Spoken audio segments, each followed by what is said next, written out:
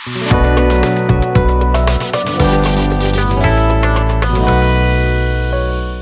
Students, welcome to the Samarth app prep. Last lecture जो था उसके अंदर हमने देखा था कि ह्यूमन रिप्रोडक्शन है वो किस किस तरीके से अकर होता है, और आज का जो लेक्चर है आपका वो है रिप्रोडक्टिव हेल्थ से रिलेटेड। इसके अंदर हम ये डिस्कस करेंगे कि जो पॉपुलेशन कंट्रोल के मेजर्स हैं वो कौन कौन से ऐसे मेथड्स हैं जिनसे कि इनफर्टिलिटी को क्योर किया जा सकता है, या फिर जो है उनके पास में ऑप्शंस हैं जो इनफर्टाइल आपके पेरेंट्स हैं उनके वो चाहते हैं कि उनके भी बेबी वगैरह हो, तो वो उनके कौन कौन से ऑप्शंस हैं, तो वो जो है हम इस लेक्चर के अंदर डिस्कस करेंगे। तो सबसे पहले आप देख लेते हैं कि जो आपकी ये जो रिप्रोडक्टिव हेल्थ रहती है, ये इनकी स्ट्रेटेजीज है वो कौन कौन से फैक्टर्स में अपने काम आ सकती है। तो इनकी स्ट्रेटेजीज जो है वो आपको एक एक करके हम यहाँ पे डिस्कस करेंगे। और इसके अंदर आप देख लीजिए कि हाँ, अब देखिए सबसे पहले क्या हुआ था जब इंडिया की जब 1947 में अपना कंट्री आज़ाद हुआ था अंग्रेजों से, तो उस केस के अंदर आपकी जो पॉपुलेशन है वो उस टाइम में 40 करोड़ थी। ये 1947 के आसपास जो है वो 40 करोड़ पॉपुलेशन थी। उसके अलावा आप देखेंगे कि 2000 के अंदर आप देख रहे हैं कि पॉपुलेशन जो है वो 1 बिलियन के आसपास पहुंच गई, यानी कि 100 करोड़ हो गई। और 2025 के आसपास जो है ये 150 का आसपास जो है ये रीच हो जाएगा।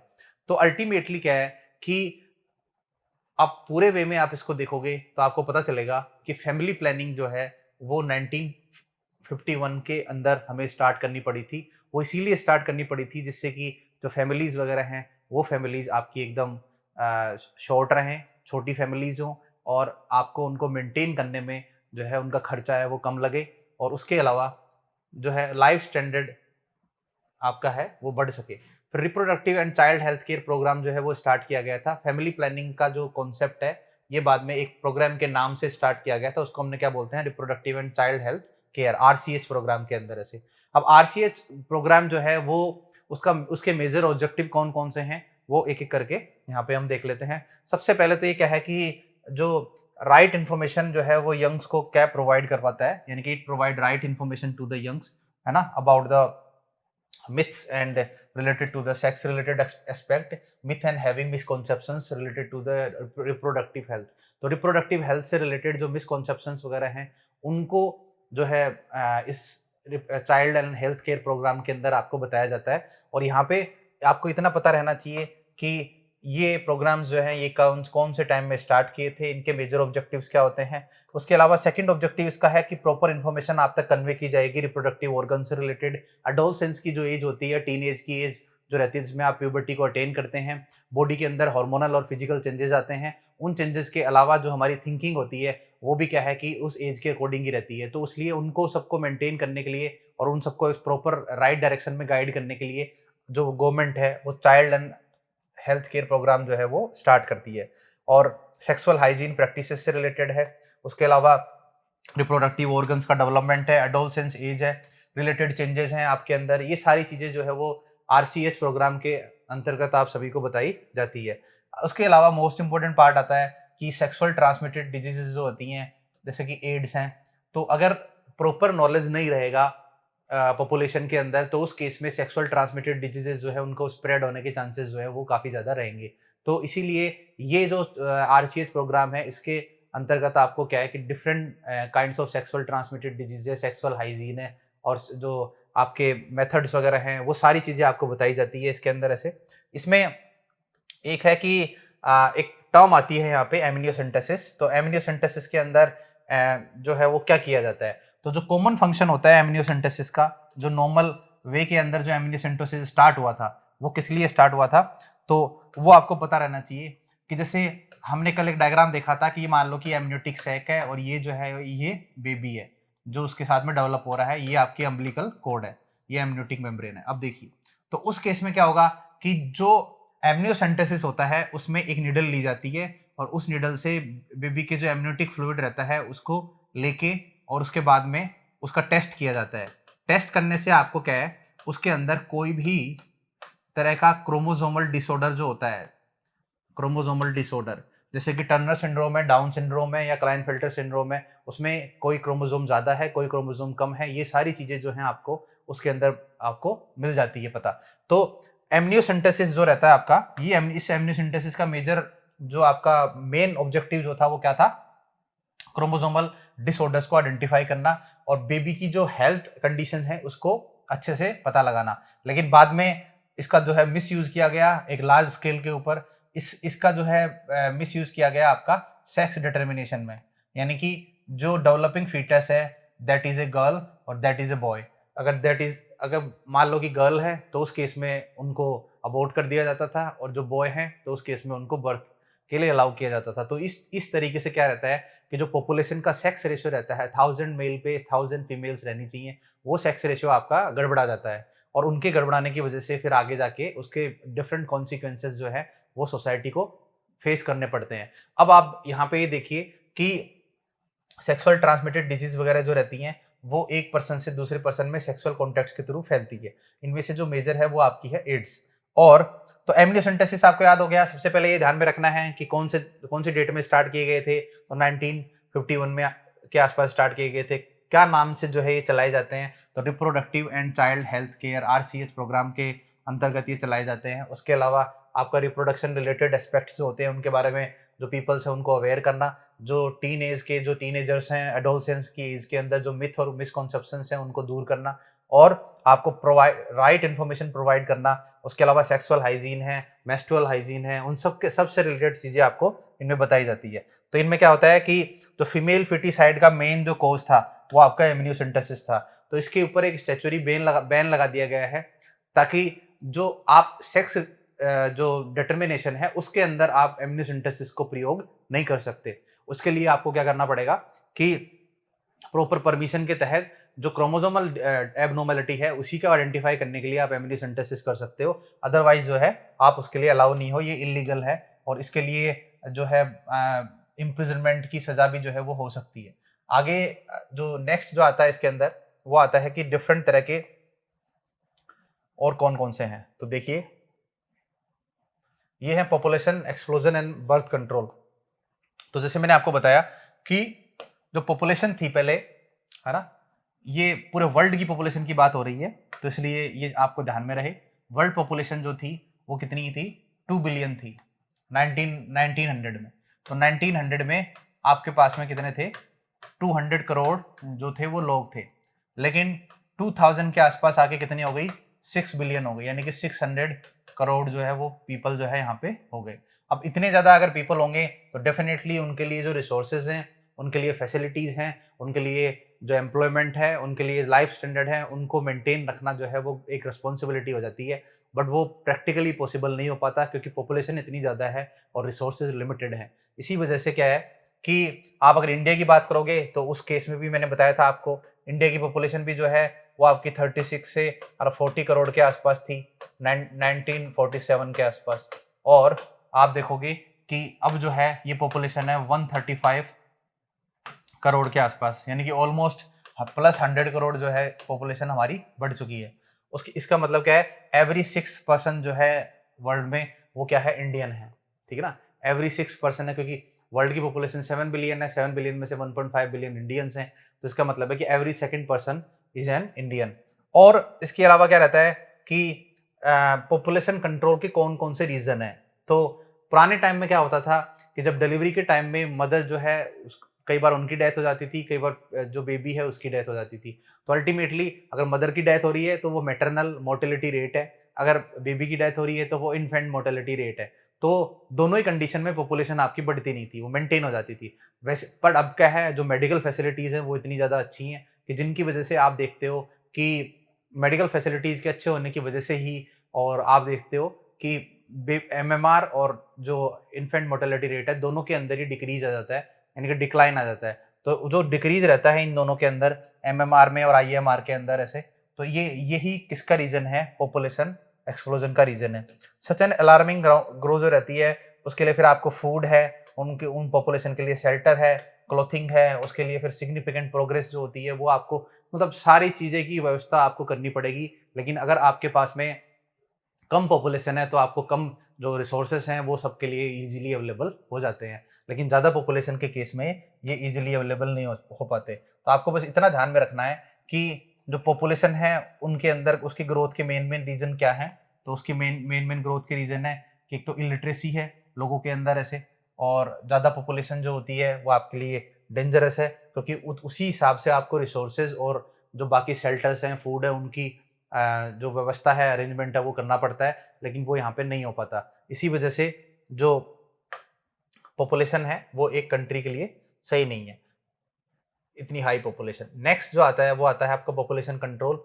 तो इसके लिए आप क्या करते हैं, इसके लिए गवर्नमेंट ने क्या किया, जैसे ही प्रिंट मीडिया पहले से चला रहा था, यानी कि जो न्यूज़पेपर्स वगैरह हैं, जो मैगजीन्स वगैरह हैं, ये पहले से चली आ रही थी। इसके अलावा जैसे ही आपके पास में जो इलेक्ट्रॉनिक मीडिया आ गया, जैसे कि न्यूज़ चैनल्स वगैरह हैं, टीवी है, ये सब है, तो वहाँ पे डिफरेंट टाइप्स ऑफ कैंपेन जो है वो चलाए गए थे, जो कि कॉन्ट्रासेप्शन से रिलेटेड थे।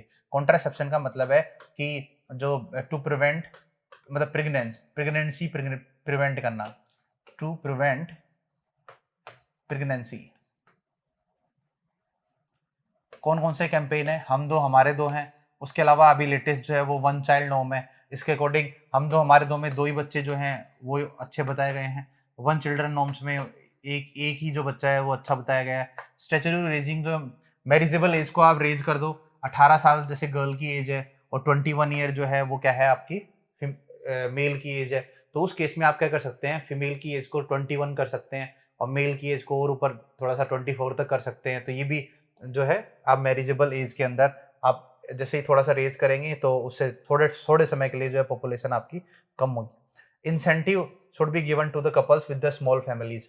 जो हम दो हमारे दो या फिर वन चाइल्ड नॉर्म को फॉलो करते हैं, उन फैमिलीज को स्पेशल आपको इंसेंटिव्स या फिर स्पेशल कुछ फैसिलिटीज आपको उनको प्रोवाइड करवानी पड़ेगी। कुछ ऐसी स्कीम्स होंगी जो कि सिर्फ वन चाइल्ड नॉर्म्स वाले लोगों के लिए है, उन फैमिलीज के लिए है। तो ऐसे करने से क्या होगा, डेफिनेटली सोसाइटी के अंदर एनकरेजमेंट मिलेगा, और उसकी वजह से फिर जो है लोग वन चाइल्ड नॉर्म्स को अडॉप्ट करने के लिए सोचेंगे।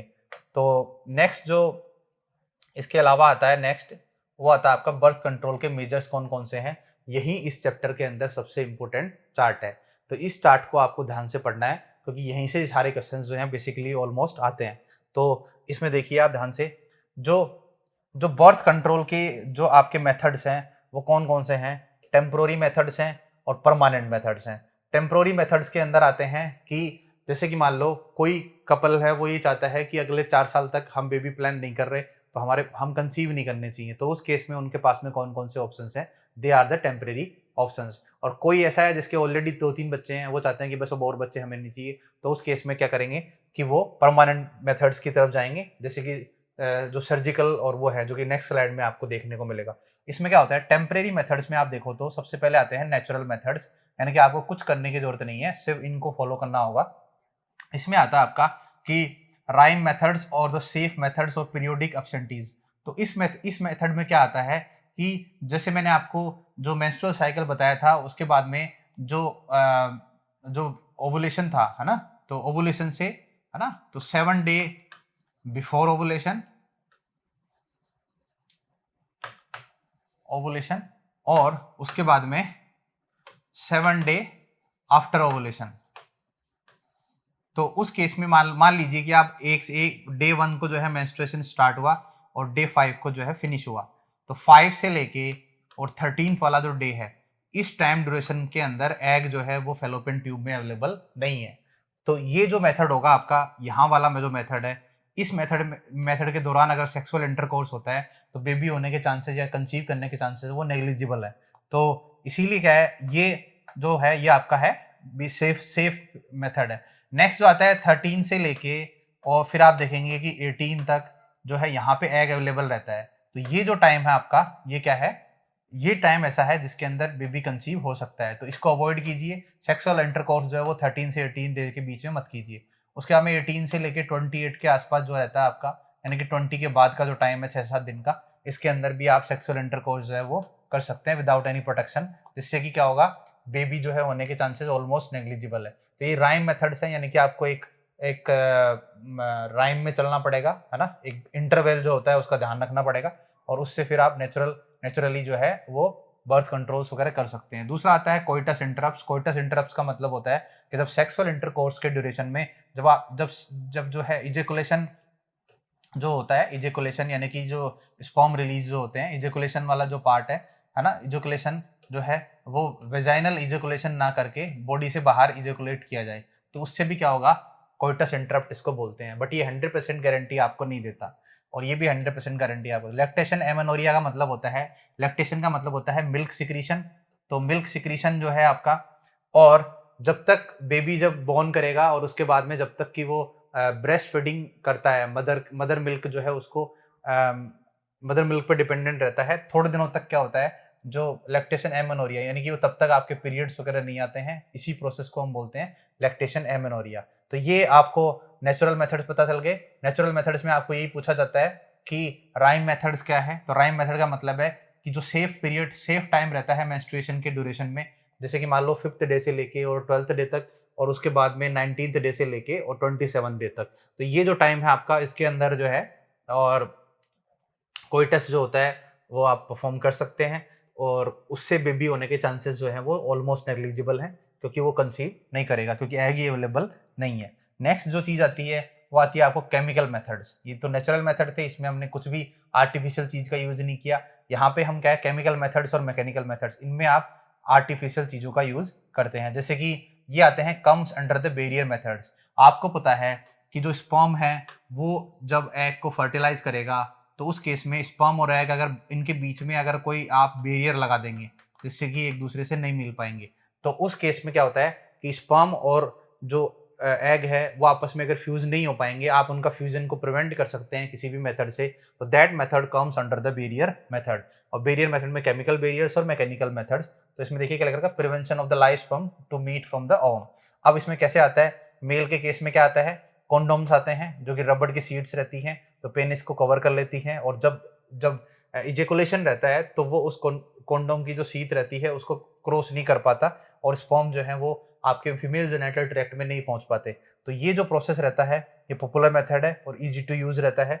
और उसके बाद में ये रहता है आपका, नेक्स्ट जो आता है फीमेल्स के लिए कौन कौन से ऑप्शंस हैं। तो यहाँ पे सर्विकल कैप्स है, और उसके अलावा डायफ्राम्स हैं, और वेजाइनल डायफ्राम्स रहते हैं, जो कि आपके सर्विक्स को, जैसे मान लो कि ये फीमेल रिप्रोडक्टिव पार्ट है, तो यहाँ पे जो पार्ट है सर्विक्स वाला पार्ट ऐसे, तो इसको कवर अप कर लेते हैं ऐसे। तो ये कवर अप कर लेंगे, इसका मतलब है इसके अंदर से स्पर्म जो है वो एंटर नहीं कर पाएंगे और यहाँ तक नहीं पहुँच पाएंगे फैलोपियन ट्यूब तक। तो ये जो है आपका, ये सर्वाइकल कैप्स और डायफ्राम्स रहते हैं, और ये स्पर्म्स को प्रिवेंट करते हैं यूट्रस के अंदर जाने के लिए, और स्पर्मिसाइड नेचर के भी रहते हैं। नेक्स्ट जो आता है वो आता है आपका IUCD, intra uterine contraceptive devices. इसके अंदर बेस्ट एग्जांपल है कॉपर टीका, लूप्स का, स्पिरल का। ये क्या करेंगे, इम्प्लांटेशन को क्या करते हैं, रोक देते हैं, फर्टिलाइजेशन को भी रोक देंगे। मान लीजिए कि ये आपका जो है, इसको बनाते हैं दोबारा से, ये देखिए ये, तो मान लीजिए कि जो आपका जो एम्ब्रियो है, ये एम्ब्रियो बन गया, यानी कि फर्टिलाइजेशन हो चुका है। अब ये रोल करता हुआ यहाँ पे आएगा, हमने कल के लेक्चर में ये देखा भी था, और यहाँ पे आने के बाद में ये ब्लास्टोसिस्ट की फॉर्म में, और यहाँ पे क्या होता है, आके अटैच हो जाता है, चिपक जाता है। तो आप क्या करें कि अगर हम इसको चिपकने से, यहाँ पे चिपकने से प्रिवेंट कर सकें इसी एग को, तो उस केस में क्या होगा कि आगे जाके बेबी जो है वो कंसीव नहीं होगा, यानी कि प्रेगनेंसी स्टार्ट मत होने दीजिए। तो यहाँ पे क्या होता है, कॉपर टी लगा दी जाती है ऐसे, और ये कवर अप कर दिया जाता है आपके एंडोमेट्रियम की वॉल को। तो जब एंडोमेट्रियम की वॉल इस तरीके से कवर अप हो जाती है, तो उस केस के अंदर क्या है, जो इधर से डेवलपिंग जाइगोट जो आएगा, ब्लास्टोसिस्ट जो आएगा, उसको एडहेयर होने के लिए, यानी कि चिपकने के लिए कोई भी जगह नहीं मिलेगी। यानी कि ये जो प्रोसेस होता है ये किसको प्रिवेंट करता है, इम्प्लांटेशन को, इम्प्लांटेशन ऑफ द एम्ब्रियो को ये प्रिवेंट करता है, और साथ में फर्टिलाइजेशन को भी प्रिवेंट करता है, क्योंकि ये जो कॉपर टी है ये कॉपर की बनी होती है, और जो कॉपर आयंस रहते हैं आपके, वो क्या होते हैं, स्पर्मेसिडल नेचर के होते हैं, यानी कि स्पर्म को किल कर देते हैं। तो इस तरीके से क्या रहता है, इंट्रा यूट्राइन डिवाइसेस जो हैं वो यूट्रस के अंदर फिट की जा सकती है, जिससे कि आगे फर्दर बेबी होने के चांसेस जो हैं वो नेग्लिजिबल हो जाते हैं। नेक्स्ट आता है कि वेजाइना को ही आप कॉन्डोम से, जो फीमेल कॉन्डोम्स की सीड्स आती हैं लेटेक्स की, उनसे कवर अप कर दिए, तो उनसे अगर आप कवर अप कर देते हो तो ऑब्वियसली जो स्पर्म है वो यहाँ से पेनिट्रेट नहीं कर पाएंगे, और वो जो है ओवम तक जाके फ्यूज नहीं हो पाएंगे, यानी कि फर्टिलाइजेशन को प्रिवेंट कर दिया है। तो आपको बस इतना ध्यान में रखना है कि टेम्परेरी मेथड्स में नेचुरल कौन कौन से हैं, राइमिंग मेथड है, पीरियोडिक एब्सेंटीज है, जब पीरियड्स वगैरह जो पूरा साइकिल है उसके अकॉर्डिंग आप देख लीजिए कि कौन सा डे जो है कैलकुलेट करके जो है सेफ है। कोइटस इंटरप्ट्स के अंदर जो सेक्सुअल इंटरकोर्स है उसको कंप्लीट ना करके और वेजाइना से बाहर एजुकुलेशन किया जाता है। और लैक्टेशन एमेनोरिया के अंदर रहता है कि जब तक बेबी, न्यूबॉर्न बेबी जब तक ब्रेस्ट फीडिंग करता है मदर के ये, तो तब तक जो है पीरियड्स वगैरह नहीं आते, तो इसको हम बोलते हैं लैक्टेशन एमेनोरिया। फिर आते हैं केमिकल मेथड्स, ये बैरियर मेथड्स में आते हैं, यानी कि स्पर्म और ओवम के बीच में क्या क्रिएट कर देंगे, बैरियर क्रिएट कर देंगे। मैकेनिकल मेथड में आते हैं मेल के अंदर कॉन्डोम्स हैं तो जो कवर अप कर लेते हैं मेल पार्ट को और बाद में आपस में एक बैरियर की तरह काम करते हैं। नेक्स्ट आता है सर्वाइकल कैप और इंट्रायूटेराइन डिवाइसेस और कॉन्डोम्स फॉर द फीमेल्स। तो ये था आपका इनके केस में। अब नेक्स्ट जो आता है आपका वो आएगा आपका कि परमानेंट मेथड कौन कौन से, क्योंकि ये सब टेम्परेरी मेथड्स हैं।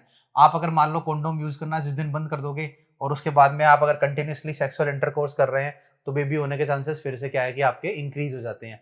वैसे यानी कि ये परमानेंट आपके क्योर नहीं है, ये टेम्परेरी है, यानी कि जब तक आप इन चीज़ों का यूज करते रहेंगे तब तक क्या है कि बेबी होने के चांसेस है वो नहीं होंगे। तो नेक्स्ट जो है आपका आता है वो ये आता है, इसके अंदर क्या है कि आप देखिए वेसेक्टोमी और ट्यूबेक्टोमी। वेसेक्टोमी के अंदर ये मेल रिप्रोडक्टिव पार्ट है, वो फीमेल रिप्रोडक्टिव पार्ट है। इसके अंदर से जो जो ये टेस्टीज हैं, टेस्टीज जो होते हैं आपके, और इन टेस्टीज जो होते हैं ये वाले, इन टेस्टीज से जो स्पर्म है वो ऊपर लेके आने वाली ट्यूब जो रहती है उसको हम क्या बोलते हैं, वास डिफरेंस। ये हमने कल के लेक्चर में देखा था, लास्ट लेक्चर में। और तो वास डिफरेंस जो है वो यहाँ से स्पर्म लेके आएंगी।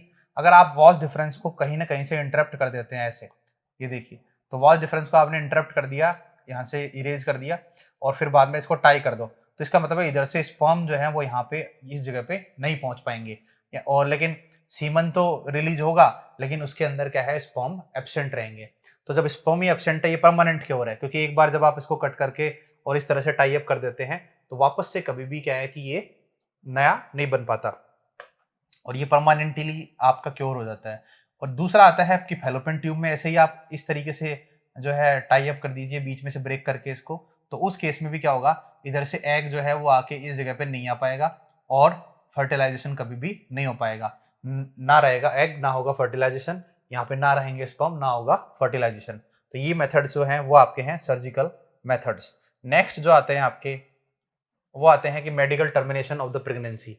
अब अगर मान लो कि किसी के ऑलरेडी 3 या 4 बच्चे हैं और अचानक से उसको पता चलता है कि एक और बेबी जो है वो कंसीव हो चुका है, तो उस केस के अंदर कौन कौन से ऐसे ऑप्शंस हैं। तो इसके लिए क्या है कि एक एक्ट बनाया गया था जिसको हम medical termination of pregnancy act बोलते हैं। इसके अकॉर्डिंग क्या रहता है कि अगर बेबी के या फिर मदर के जान को खतरा है, अगर बेबी रहता है कंटिन्यूसली यूट्रस में, प्रेगनेंसी कंप्लीट करता है, तो या तो मदर की जान को खतरा होना चाहिए या बेबी की जान को खतरा होना चाहिए, तो उस केस में गवर्नमेंट आपको अलाउ करती है एमटीपी के लिए। दूसरा रहता है कि अगर बेबी जो है उसके अंदर कोई जेनेटिक डिसऑर्डर है, ऐसी एबनॉर्मलिटी है जैसे कि क्लाइनफेल्टर सिंड्रोम है, टर्नर सिंड्रोम है, डाउन सिंड्रोम है, या फिर किसी तरह से वो मेंटली रिटार्ड है या फिर कुछ जेनेटिक डिसऑर्डर उसके है, तो उस केस में भी गवर्नमेंट आपको अलाउ कर देती है कि मेडिकल टर्मिनेशन ऑफ प्रेगनेंसी। तो इसका मतलब क्या होता है कि अगर अनवांटेड प्रेगनेंसी जो स्टार्ट हुई है उसको आप टर्मिनेट कैसे करेंगे, तो मेडिकली टर्मिनेट करने के लिए 2 ऑप्शंस रहते हैं, एक तो सर्जिकली ऑप्शंस हैं, दूसरा ऑप्शंस आपका रहता है पिल से। तो पिल वाला जो आपका ऑप्शन जो है, पिल वाला ऑप्शन, उस ऑप्शन में क्या रहता है कि कुछ ऐसी पिल्स आपको दी जाती हैं जो कि ये इनिशियली जो है 3 मंथ का जो बेबी रहता है ना, जो फर्स्ट ट्राइमेस्टर का, तो जनरली ऐसा बोला जाता है कि एक, ठीक है ना, इस तरीके से बोला जाता है कि जो एक अनवांटेड बेबीज है उनको कौन कौन से मेथड से जो है वो आप वो कर सकते हैं। तो आप देखिए, अगर फर्स्ट ट्राइमेस्टर यानी कि पहले 3 मंथ जो है, फर्स्ट 3 मंथ के अंदर जो अबॉर्शन है उसको क्या माना जाता है, सेफ माना जाता है। लेकिन उसके बाद में सेकंड ट्राइमेस्टर जो होगा, ये आप फर्स्ट 3 मंथ वाला आप पिल से भी कर सकते हैं, है ना, अगर पिल से भी कर सकते हैं और सर्जिकली भी कर सकते हैं। सेकंड ट्राइमेस्टर यानी कि जो मंथ आपका स्टार्ट हो गया 4 टू आपका 6, 4, 5, 6, इस मंथ में आपको सर्जरी से ही क्या है, जो बेबी है उसको रिमूव करना है। थर्ड जो ट्राइमेस्टर जो रहता है उसके अंदर क्या रहता है, इसमें ये काफी रिस्की रहता है क्योंकि इसके अंदर फीटस जो है वो अच्छे से डेवलप हो जाता है, प्लेसेंटा भी रहता है, बाकी चीज़ें भी रहती है। तो अल्टीमेटली क्या है, अगर आप थर्ड ट्राइमेस्टर में यानी कि लास्ट जो 7, 8 और 9 मंथ जो हैं, उस मंथ के अंदर आप अगर जाके और मेडिकल टर्मिनेशन ऑफ प्रेगनेंसी के लिए ऑप्ट करते हैं, तो उस केस में जो मदर की हेल्थ है उसके लिए वो सही नहीं रहता है।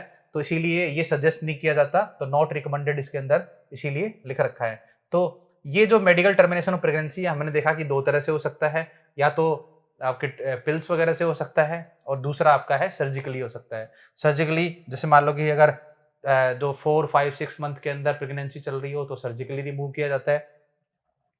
और अगर फर्स्ट ट्राइमेस्टर के अंदर आपका बेबी हो यानी कि फर्स्ट 3 मंथ हो तो उस केस में पिल जो होता है उनसे भी काम जो है वो चल जाता है। नेक्स्ट आता है कि सेक्सुअल ट्रांसमिटेड डिजीजेज कौन कौन सी है। सेक्सुअल ट्रांसमिटेड डिजीजेज के अंदर आप देखेंगे कि इनको हम क्या क्या बोलते हैं, सेक्सुअली ट्रांसमिटेड डिजीज जो होती हैं उनको इनको हम बोलते हैं सेक्सुअली ट्रांसमिटेड डिजीजेस या फिर वेनेरियल डिजीजेस या फिर रिप्रोडक्टिव ट्रैक्ट इन्फेक्शन यानी कि आरटीआई। तो एसटीडी, वीडी और आरटीआई ये सारी जो रहती हैं ये सेक्सुअली ट्रांसमिटेड रहती हैं, यानी कि सेक्सुअल कॉन्टैक्ट से एक पर्सन से दूसरे पर्सन में फैलती है। तो एग्जाम्पल क्या है इनके, जैसे गोनोरिया है, सिफिलिस है, जेनाइटल हर्पीस है, छोटे छोटे वार्ड्स हो जाते हैं, और क्लेमाइडियासिस है, क्लेमाइडिया का इन्फेक्शन हो जाता है, जेनाइटल वार्ड्स होते हैं, इनका भी कोई ट्रीटमेंट नहीं है। ट्राइकोमोनाइसिस होता है, हेपेटाइटिस बी है और एचआईवी एड्स है। ये सारी जो डिजीज हैं ये डिजीज किससे हो सकती हैं आपको, ये डिजीज हो सकती हैं आपको अनसेफ सेक्सुअल कॉन्टैक्ट से, यानी कि आपने अगर कोई भी कॉन्डोम्स वगैरह यूज नहीं किए हैं तो उस केस के अंदर, बैरियर कोई भी यूज नहीं किए हैं तो उस केस में एक पर्सन से दूसरे पर्सन में ये डिजीज हो सकती है। One partner to the other partner can spread through the injection, injecting needles, needle से फैल सकती है, सर्जिकल इंस्ट्रूमेंट से फैल सकती है, unsafe with the unaffected person, transfusion of the blood. तो ये जो आपको रीजन बताए हैं ये सारे, ये किसके बताए हैं, एड्स के। तो एड्स जो है वो आपका कैसे कैसे फैल सकता है, सबसे पहले तो है आपका कि अनप्रोटेक्टेड सेक्स से फैल सकता है, दूसरा जो है वो कि इन्फेक्टेड नीडल से फैल सकता है, तीसरा है कि आपके मदर से बेबी के अंदर फैल सकता है, इन्फेक्टेड मदर से इन्फेक्टेड नॉर्मल बेबी में, और चौथा जो होता है इन्फेक्टेड पर्सन से ब्लड ट्रांसफ्यूजन अगर हो जाता है तो उस केस में एड्स जो है, मतलब इन 4 कारणों से बेसिकली एड्स फैलता है। तो कैसे इनको अवॉइड करेंगे, अवॉइड करने के लिए आपको avoid sex with unknown partners और मल्टीपल पार्टनर्स, उसके अलावा always use condoms during the coitus, है ना, कॉन्डोम यूज करना आपको जो है एसटीडी से प्रिवेंट कर सकता है। In case of the doubt one should go to the qualified doctor, early detection and get complete treatment if diagnosed with this disease. यानी कि आपको अगर जैसे मान लो कि एड्स के सिम्टम्स जो होते हैं वो अगर बॉडी में अपीयर हो रहे हैं, एड्स का जो पूरा पार्ट है वो हम जब ह्यूमन हेल्थ एंड डिजीज वाला चैप्टर पढ़ेंगे तो उसके अंदर ये एड्स के ऊपर डिटेल में आएगा, इसके सिम्टम्स क्या हैं और इसका जो पूरा मैकेनिज्म है वो आपको एक्सप्लेन किया जाएगा, वो आपको ह्यूमन हेल्थ एंड डिजीज वाले चैप्टर में किया जाएगा। तो इससे बचने की जो सेक्सुअल ट्रांसमिटेड डिजीज रहती हैं या वेनरियल डिजीजेज होती हैं या रिप्रोडक्टिव ट्रैक्ट इन्फेक्शंस होते हैं, इनसे बचने का एक चांस होता है कि आप जो है प्रोटेक्शन यूज कीजिए, और दैट इज कॉन्डोम्स। तो कॉन्डोम्स अगर यूज करेंगे तो उस केस के अंदर जो आपके फीमेल पार्ट और मेल पार्ट जो है वो डायरेक्ट कॉन्टेक्ट में नहीं आएंगे, इसकी वजह से क्या होगा कि आप जो है इनसे बच जाएंगे। नेक्स्ट जो आता है हमारा वो आता है सेक्सुअली ट्रांसमिटेड डिजीज के बाद में ये असिस्टेड रिप्रोडक्टिव टेक्नोलॉजीज कौन कौन सी होती हैं, आईवीएफ कैसे कैसे करना है ना, कौन कौन सी टेक्निक्स हैं ऐसे जिनसे कि इनफर्टिलिटी को कोज ट्रीट किया जा सकता है। जैसे कि मान लो कि कई बार ऐसी कंडीशंस आ जाती हैं कि स्पर्म जो है उनकी मोटिलिटी कम है और वो ओवम तक नहीं रीच हो पा रहे, तो उस केस में आप जो है ओवम को कलेक्ट कर लेते हो, स्पर्म को कलेक्ट कर देते हो और उसको उनको उनको फ्यूज कर देते हो एक टेस्ट ट्यूब के अंदर, तो अल्टीमेटली वो फर्टिलाइज कर पाते हैं। करने के बाद में क्या होता है कि फॉलो अप स्पर्म है, एग है और ये है, उसके बाद में ये, तो ये करने के बाद में एम्ब्रियो बन जाता है। सबसे पहले आप क्या करेंगे इस प्रोसीजर के लिए, स्पर्म लेंगे, एग लेंगे, इन दोनों को फ्यूज कराएंगे, फिर फर्टिलाइजेशन करा देंगे इन विट्रो, उसके बाद में जाइगोट जैसे ही बनेगा एम्ब्रियो, उसको आप इंजेक्ट कर देंगे कहाँ पे, यूट्रस में। ये यूट्रस में जाके ऑटोमेटिकली क्या होगा, एक पर्टिकुलर पार्ट के ऊपर जाके स्टिक हो जाता है, चिपक जाता है और प्रेगनेंसी जो है वो स्टार्ट हो जाती है। तो ये एक पार्ट है, इसको हम क्या बोलेंगे, IVF followed by the embryo transfer. तो ये तो इन विट्रो फर्टिलाइजेशन है, और ये जो पार्ट है ये एम्ब्रियो ट्रांसफर है। इसमें जो एम्ब्रियो बना है उसको आप वापस से फीमेल रिप्रोडक्टिव पार्ट में यानी कि यूट्रस के अंदर ट्रांसफर कर रहे हैं। नेक्स्ट आता है इसके बाद में आपके असिस्टेड रिप्रोडक्टिव टेक्निक्स। तो इसके अंदर कौन कौन सी चीजें आती हैं तो वो आप ध्यान से देखिए, कुछ टर्म्स हैं, यहीं से क्वेश्चन आएगा। जिफ्ट है, जिफ्ट में देखिए जाइगोट इंट्राफेलोपियन ट्रांसफर, यानी कि जाइगोट बनने के बाद में जो 2n जाइगोट बना है उसको आप कहाँ ट्रांसफर कर रहे हैं, फेलोपियन ट्यूब में। तो फेलोपियन ट्यूब में कर रहे हैं, ये देखिए जैसे मान लो कि ये एक फीमेल रिप्रोडक्टिव ट्रैक्ट है और ये फेलोपियन ट्यूब है ऊपर, ये जो ट्यूब है ये क्या है, फेलोपियन ट्यूब। तो फेलोपियन ट्यूब में अगर आप जाइगोट को ट्रांसफर कर रहे हैं तो इसका मतलब है इस प्रोसेस को हम क्या बोलते हैं, जिफ्ट बोलते हैं, यानी कि जाइगोट इंट्राफेलोपियन ट्रांसफर। ये कब तक होगा, ये होगा आपका कौन सी स्टेज तक, within up to 8 blastomere stage के अंदर इसको ट्रांसफॉर्म किया जाता है, यानी कि 1 से 2 सेल, 2 से 4 सेल, 4 से 8 सेल जैसी बनती है, आप उसको ट्रांसफॉर्म कर देते हो कहाँ पे, इंट्राफेलोपियन ट्यूब के अंदर। तो इस प्रोसेस को हम बोलते हैं gift, zygote intrafallopian transfer. Next जो आता है वो जैसे मान लो आता है आपको कि आईयूटी आता है, intra uterine transfer. Intra uterine transfer में जैसे 8 सेल स्टेज से ज्यादा, अगर मान लो कि 32 सेल स्टेज है तो आप उस केस के अंदर आप उसको क्या करेंगे, फेलोपियन ट्यूब में ट्रांसफर ना करके और डायरेक्ट उसको आप कहाँ ट्रांसफर करेंगे, यूट्रस वाले पार्ट के अंदर ट्रांसफर कर देंगे। तो ये आईयूटी है, यानी कि इंट्रा यूटेराइन ट्रांसफर। तो यूटेराइन का मतलब है कि यूट्रस में ट्रांसफर कर रहे हैं, फेलो जिफ्ट का मतलब है जाइगोट इंट्रा फेलोपियन ट्रांसफर, यानी कि फेलोपियन ट्यूब में ट्रांसफर कर रहे हैं। तीसरा आएगा आपका in vivo fertilisation. In vivo fertilisation जो आपको अभी बताया था, स्पर्म लीजिए, ओम लीजिए, उनको आर्टिफिशियल जो ग्लास के जो आपके वो हैं उनके अंदर आप उनको फ्यूजन करवा दीजिए, यानी कि फर्टिलाइजेशन करवा दीजिए टेस्ट ट्यूब वगैरह में, तो वो रहता है। नेक्स्ट आता है कि गिफ्ट आता है, ये वाला था जाइगोट इंट्राफेलोपियन ट्रांसफर, ये है आपका गेमिट इंट्राफेलोपियन ट्रांसफर। गेमिट का मतलब है कि इस वाले पार्ट में आपने आप एक तरह से नेचुरल कंडीशन में ही फर्टिलाइजेशन करवाएंगे, लेकिन जो स्पर्म रहेंगे यानी कि सीमन जो रहेगा उसको इंजेक्शन में भर लिया जाता है और उसके बाद में जो आपकी फेलोपियन ट्यूब है उसके अंदर उसको इंजेक्ट करवा दिया जाता है। तो इसका मतलब है कि इस जगह पे जो है, इस जगह पे जो है वो क्या क्या पहुंचेंगे, जो जैसे मान लो कि ये है तो यहाँ पे आपने इंजेक्शन लगा दिया स्पर्म का, तो यहाँ पे स्पर्म आ गए और अब यहीं पे ओवम है, तो इसलिए ये दोनों आपस में फ्यूज हो जाएंगे, फर्टिलाइज हो जाएंगे, फिर नेचुरल प्रेगनेंसी जो है वो कंटिन्यू हो जाएगी।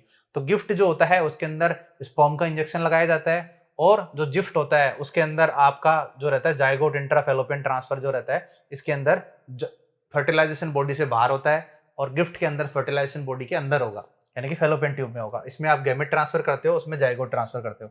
नेक्स्ट जो आता है इंट्रासाइटोप्लाज्मिक स्पर्म इंजेक्शन, ये एक दूसरा आता है प्रोसेस जिसके अंदर जैसे मान लो कि ये ओवम है, ओवम के अंदर ही आप क्या करोगे नीडल से और आप डायरेक्ट इसके अंदर स्पर्म ट्रांसफर कर दोगे। इसकी वजह से क्या है कि पेनिट्रेशन जो होती है, इसके चारों तरफ जो लेयर्स रहती है उनको आप इजीली पेनिट्रेट कर सकते हो और वो आपकी टेंशन नहीं रहती और डायरेक्ट जाके जो है वो n+n मिलके दोनों और 2n जाइगोट का फॉर्मेशन हो जाता है। नेक्स्ट आता है इसके अंदर ऐसे कि इंट्रा साइटोप्लाज्मिक स्पर्म इंजेक्शन, ये हो गया साइटोप्लाज्म के अंदर, यानी कि एग के साइटोप्लाज्म में आप स्पर्म का इंजेक्शन कर रहे हो। आर्टिफिशियल इंसेमिनेशन का मतलब होता है जो कि अपने काऊ वगैरह केटल्स वगैरह होते हैं उनको प्रेग्नेंट करने में यूज में की जाती है। इसमें जो सीमन से भरा हुआ जो इंजेक्शन रहता है उसको आप फीमेल पार्ट में छोड़ देते हैं और जिसकी वजह से ऑटोमेटिकली क्या हो जाता है, इंट्रा यूटेराइन इंसेमिनेशन होता है, यानी कि यूट्रस के अंदर आप यहाँ तक ले जाके और ये जो सीमन रहता है उसको आप छोड़ देते हैं, जिसकी वजह से इनको लेस डिस्टेंस ट्रेवल करनी पड़ती है जो स्पर्म रहते हैं उनको। तो इजीली यहाँ तक ऑब्वियसली यहाँ से यहाँ जाएंगे और यहाँ से यहाँ जाएंगे, इन दोनों में डिस्टेंस का जो है फर्क है। तो इंट्रा यूटेराइन जो इंसेमिनेशन रहता है इसके अंदर एक इस जगह से और जो है आगे तक कर दिया जाता है। तो अल्टीमेटली क्या है, ये सारे पार्ट जो हैं आपको बता दिए गए हैं, इनमें से ही जो है एग्जाम में क्वेश्चन पूछा जाता है। आपसे पूछा जाएगा कि जिफ्ट में और गिफ्ट में क्या डिफरेंस है ना। इंट्रासाइटोप्लाज्मिक स्पर्म इंजेक्शन जो है उसके अंदर क्या होता है, तो ये सारा आपको बता दिया गया है। आप इन चीजों को ध्यान में रखिए कि जिफ्ट जो होगा उसके अंदर जाइगोट, नाम से पता चल जाएगा, जाइगोट इंट्राफेलोपियन ट्रांसफर, यानी कि जाइगोट को फेलोपियन ट्यूब में ट्रांसफर करेंगे। जाइगोट को करेंगे इसलिए क्या है कि फर्टिलाइजेशन बॉडी के बाहर ही हो चुका है। नेक्स्ट जो आता है वो गिफ्ट है, यानी कि गैमेट इंट्राफेलोपियन ट्रांसफर। गैमेट जो होता है वो कौन सा होता है, मेल गैमेट या फीमेल गैमेट। फीमेल गैमेट तो ऑलरेडी फेलोपियन ट्यूब में है, तो मेल गैमेट को ही ट्रांसफर करेंगे। इस केस में क्या है, आप देखते हो कि फर्टिलाइजेशन कर लेते हैं। अगर मान लो कि फीमेल अच्छे से ओवम प्रोड्यूस नहीं कर पा रही है तो उस केस में किसी और से ओवम लेके उसको भी ट्रांसफर किया जा सकता है, लेकिन आपको ज़्यादातर केसेस में जो स्पर्म होता है उसका इंजेक्शन इसके अंदर किया जाता है इंट्राफेलोपियन ट्यूब में। और अगर पेनिट्रेशन में प्रॉब्लम आ रही हो, जैसे एग को पेनिट्रेट करने में प्रॉब्लम आ रही हो, तो उस केस में डायरेक्टली इंजेक्ट कर दिया जाता है साइटोप्लाज्म के अंदर। इसको हम बोलते हैं इंट्रासाइटोप्लाज्मिक स्पर्म इंजेक्शन। और आर्टिफिशियल इंसेमिनेशन के अंदर जो यूट्रस रहता है, यूट्रस के अंदर ही जो है और स्पर्म को रिलीज कर दिया जाता है, सीमन को रिलीज कर दिया जाता है, जिससे ढेर सारे स्पर्म जो होते हैं वो दोनों तरफ, दोनों फैलोपियन ट्यूब की तरफ इजीली मूव कर पाते हैं और वहाँ पे अवेलेबल एग के साथ में फर्टिलाइज हो पाते हैं। तो ये जो था आपका ये पूरा लेक्चर था। इसके अंदर आपको बस इतना ध्यान में रखना है कि ये जो है पूरा आपका ये वाला लेक्चर है, इसमें आपको इतना ध्यान में रखना है कि इन गिफ्ट की, आई की, जिफ्ट की, इन सब की फुल फॉर्म आपको पता होनी चाहिए। टेस्ट ट्यूब बेबी के बारे में आपको पता रहना चाहिए। जो ये डायग्राम बताया था हमने ये वाला, इसके अंदर स्पर्म ले लिया, एग ले लिया और उनको टेस्ट ट्यूब के अंदर फर्टिलाइज करवा लिया, फिर जाइगोट, एम्ब्रियो ट्रांसफर, ये सारी ये टेक्निक्स आपको पता जो है वो रहनी चाहिए। तो ये था आज का लेक्चर। इसके साथ ही जो है हमारा ये जो रिप्रोडक्टिव वाली यूनिट जो है ये कंप्लीट हो गई है। इसके अंदर हमने 4 चैप्टर जो है वो कंप्लीट कर लिए हैं और अब आने वाली जो आपकी जो लेक्चर सीरीज रहेगी वो आपके जो जेनेटिक्स वाला जो टॉपिक है उससे रिलेटेड रहेगी। नेक्स्ट चैप्टर जो है चैप्टर नंबर 5 को हम कवर अप करेंगे। उसके बाद में हम मॉलिक्यूलर बायोलॉजी जिसमें ट्रांसक्रिप्शन, ट्रांसलेशन और एप्लीकेशन के बारे में स्टडी करेंगे। तो आप कंटिन्यूसली जो है वीडियोस वगैरह देखते रहिए। जो आपके डाउट्स हैं वो आप हमें सेंड करिए और डेफिनेटली आप तक कॉन्टेक्ट किया जाएगा। Thank you very much.